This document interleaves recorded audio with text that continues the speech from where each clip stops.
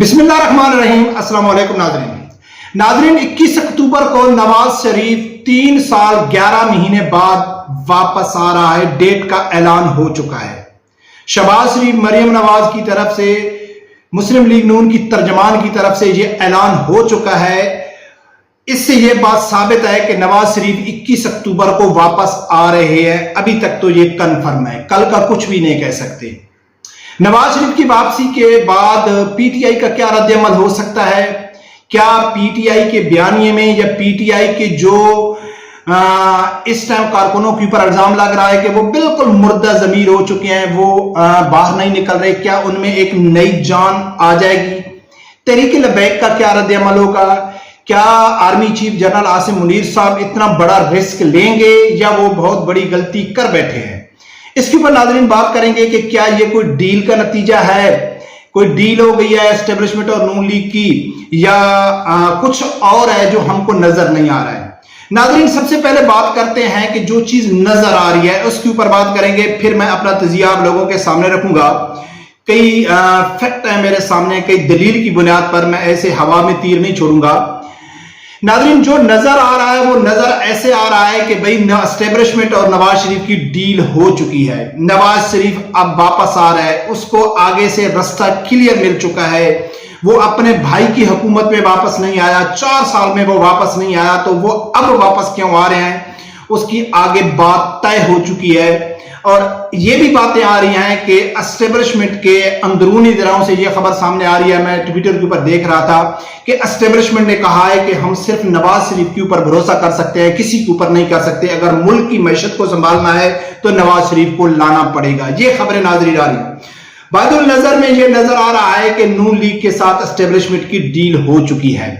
अब नाज़रीन अगर डील हो चुकी है तो क्या रद्द-ए-अमल होगा? पीटीआई का क्या होगा? तहरीक लबैक का क्या होगा? जनरल आसिम मुनीर के ऊपर क्या असर पड़ेगा?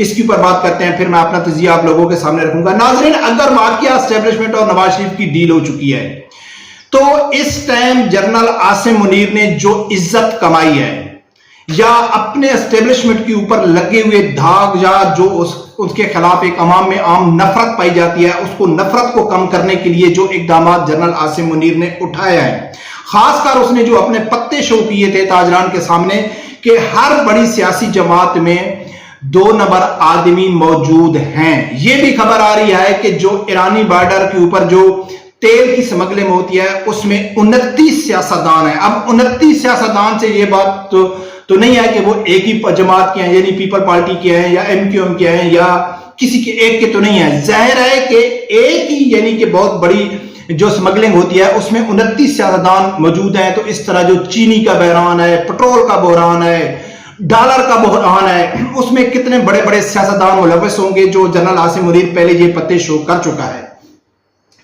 अब नाज़रीन जो जनरल आसिम मुनीर की थोड़ी बहुत इज्जत बढ़ रही थी तहरीक लबैक की नजर में, कि तहरीक लबैक वाले क्या कहते थे कि भाई ठीक है, हम भी यही समझते हैं कि जो मौजूदा सियासतदान है जब चोर और करप्ट और नाअहल है, और जनरल आसिम मुनीर ने भी यही कहा है और उसने डंडा भी उठा लिया है। तो तहरीक लबैक के दिल में एक अच्छी इमेज जो एस्टेब्लिशमेंट की है वो सामने आ रही है। हालांकि कई उनके तहफ़्फ़ुज़ात होने के बावजूद भी उनके ऊपर पाबंदियां हैं, उनको यानी कि सामने खुल के ना मीडिया में दिखाया जा रहा है, ना सोशल मीडिया पे दिखाया जा रहा है।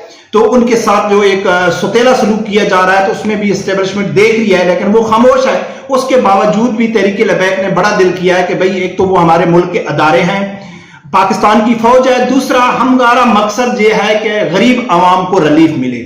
गरीब आवाम को रिलीफ की वजह से तहरीक लबैक इस टाइम बहुत ज्यादा तारीफ कर रही है जनरल आसिम मुनीर साहब की एस्टेब्लिशमेंट को खोल के। अगर पाकिस्तान की वैध सियासी जमात अगर मैं कहूं तो यह गलत नहीं होगा कि वो जनरल आसिम मुनीर को सपोर्ट कर रही है, एस्टेब्लिशमेंट को सपोर्ट कर रही है।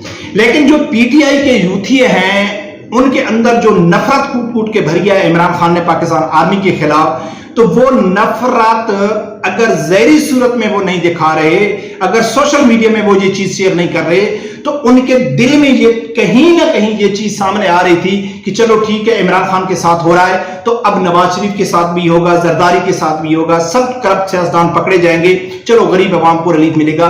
तो उनके अंदर अंदर पाकिस्तान आर्मी के खिलाफ एक थोड़ी सी स्पेस बन रही थी कि चलो यार یہ تو اسٹیبلشمنٹ ثابت کر رہی ہے کہ ہم صرف عمران خان کے ساتھ نہیں کر رہے، جو بھی چور کرپٹ ڈاکو ہے اس کو ہم نہیں چھوڑیں گے. یہ پی ٹی آئی کے اندر یہ چیز پائی جا رہی تھی. لیکن اگر جنرل عاصم منیر نواز شریف کے ساتھ ڈیل کرتے ہیں، اس کو واپس لے کے اس کو یعنی اس کے اوپر کوئی کیس نہیں ہوتے یا نون لیگ کے کوئی آدمی نہیں پکڑے جاتے، تو پھر یقیناً جو پی ٹی آئی کے اندر غصہ ہے اسٹیبلشمنٹ کے خلاف جو وہ نہیں نکال سکتے تھے، ان کے اندر اور مزید زیادہ غصہ بڑھ جائے گا. ایک تو ان کے اندر زیادہ غصہ بڑھ جائے گا، کچھ بھی ہو سکتا ہے، عوام موٹیویٹ ہو سکتی ہے، روڈوں پہ نکل سکتی ہے، کچھ بھی ہو سکتا ہے. اس کے بعد جو تحریک لبیک والے ہیں ان کے اندر بھی دل میں کہیں نہ کہیں یہ چیز آ جائے گی کہ یار اسٹیبلشمنٹ بھی آخر انصاف سے کام نہیں کرتی ہے. اگر ہم آپ کو سپورٹ کر رہے ہیں تو نواز شریف بھی سب سے بڑا چور ہے. آپ نے کہا ہے کہ سب سیاسی جماعتوں میں بڑے بڑے کرپٹ لوگ ہیں، لیکن آپ نے ابھی تک پکڑا کسی کو نہیں ہے. تو یقیناً اسٹیبلشمنٹ کا جو مورال ہے وہ ڈاؤن ہوگا. حالانکہ اس طرح اسٹیبلشمنٹ کوئی ایسا کام نہیں کرنا چاہتی کہ اس کا مورال مزید ڈاؤن ہو. وہ ریکور کرنے کی کوشش میں ہے کہ کوئی ہم ایسا کام کریں کہ پاکستانی عوام کے اندر جو نفرت پائی گئی ہے وہ کسی نہ کسی طریقے سے ہم کم کر سکیں. تو ناظرین، مجھے کم از کم ایسا نہیں لگتا ہے کہ یہ کوئی ڈیل کا نتیجہ ہے. اب میرا اپنا ذاتی تجزیہ کیا کہتا ہے کہ سب سے پہلے ہم نے غور کرنی ہے کہ نواز شریف نے آج 13 ستمبر ہے، 13 ستمبر سے 21 اکتوبر تقریباً 34-35 دن کے بعد نواز شریف نے یہ اعلان کیوں کیا؟ ایک سوال یہ ہے. دوسرے نمبر پہ کہ وہ اتنا عرصہ نہیں آئے تو اب کیوں آ رہے ہیں؟ جو لوگ کہتے ہیں نا کہ یہ ڈیل کا ہی نتیجہ ہے، تو نواز شریف کو ایک نہ ایک دن واپس آنا ہی پڑے گا اور اس کو رسک لینا ہی پڑے گا. اگر وہ اس ٹائم واپس نہیں آتے تو وہ سیاست سے بالکل آؤٹ ہو جائیں گے. وہ بالکل یعنی کہ ہم کہیں گے کہ ابھی اس کے پاس لاسٹ ہی چانس ہے، آر یا پار. یعنی کہ کہتا ہے نا چلو یار میں چلتا ہوں، دیکھا جائے گا، جو بھی ہوگا دیکھا ہو جائے گا. اگر ابھی میں نہیں جاتا ہوں تو پھر میں جاتا ہوں زیر زمین میں، پھر میری سیاست ختم ہوتی ہے. تو میرے حساب سے نواز شریف یہ رسک لے رہے ہیں اور 1.5 مہینہ 10 دن کا یا 5 دن کا وہ ٹائم اس لیے دیا ہے کہ اس 1 مہینہ میں جتنے تجزیہ نگار ہیں، جتنے ٹی وی ٹاک شو ہیں، جتنے بڑے بڑے صحافی ہیں، وہ اپنے ذرائع سے طرح طرح کی خبریں نکالیں گے کہ یہ ڈیل ہو گئی ہے، یا نواز شریف کو جیل میں جانا پڑے گا، یا نواز شریف کو بھائی گرفتار کریں گے، یا کچھ بھی کریں گے. تو یہ سب کچھ مسلم لیگ نون دیکھے گی کہ اونٹ کس کروٹ بیٹھتا ہے، کس طرح کا تجزیہ ہو رہا ہے، کس طرح کی رائے پائی جاتی ہے پاکستان میں میاں نواز شریف کے خلاف. تو وہ اپنا فیصلہ چینج بھی کر سکتے ہیں. یہ کوئی نعوذ باللہ قرآن کا لکھا ہوا رات نہیں ہے، پہلے بھی نواز شریف کئی بار ڈیٹ دے چکے ہیں. تو مجھے کم از کم یہ لگتا ہے کہ نواز شریف واپس نہیں آئیں گے. اگر وہ آئیں گے تو وہ ڈیل کا نتیجہ نہیں ہوگا، اس کو عدالتوں کا سامنا کرنا پڑے گا. کیونکہ کچھ دن پہلے اسحاق ڈار نے ندیم اللہ کے پروگرام میں کہا ہے کہ میں 200 سے نیچے ڈالر لا سکتا تھا لیکن بیرونی قوتیں رکاوٹ تھیں. اگر جنرل عاصم منیر صاحب یہ دیکھ رہے ہیں کہ بھئی میں نے معیشت کو ٹھیک کرنا ہے اور یہ تینوں بڑی جو سیاسی جماعتیں ہیں یہ پاکستان کے ساتھ مخلص نہیں ہیں، تو اسحاق ڈار کون ہے؟ اگر نواز شریف کی آج حکومت آتی ہے تو وزیر خزانہ وہی ہوں گے.